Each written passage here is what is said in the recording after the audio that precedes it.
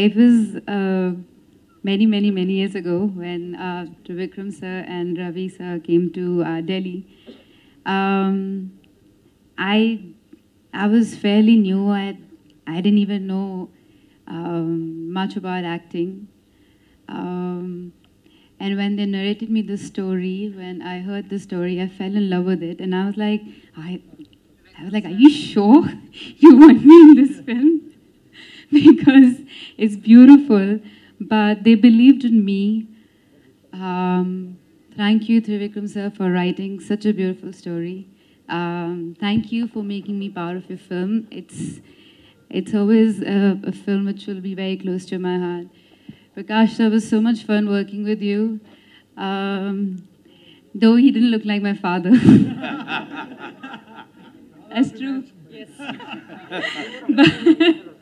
but, you know, we went on drives. I remember he would tell me, okay, tell me what kind of songs you're listening to. And I would talk about my father. He would talk about, you know, his growing up days in Bangalore. And at some point, it just felt so believable that when I was saying those lines, I was really crying. And it's just because they were written so well. And he would come and drill those lines into me, and it would take me like days to come out because I really felt that I cried. And funnily enough, I think at that point of time, me and my parents, I started acting, and I also started lying to my parents. I also started partying. So I was lying to my parents, and I was having the same kind of fights with my mom and dad, like the one I was having with him. And it just felt like, I just felt like, I don't know, I felt like this was a dream come true. Now that I look back at it, thank you. And thank you for being crazy and mad. You're an amazing co-star. He used to rag me, by the way. He was not this nice to me when we were shooting this film. Okay, now you have to understand. Now that you're married, you have a kid. So. By the way, we didn't have, this is the time we didn't have vanity vans, okay? So we used to be like sitting, like literally, like put our chairs and makeup, the others doing makeup, and we're like ragging each other, like cracking jokes, and suddenly shot is ready, and then we shoot and come back and back to like, what's up?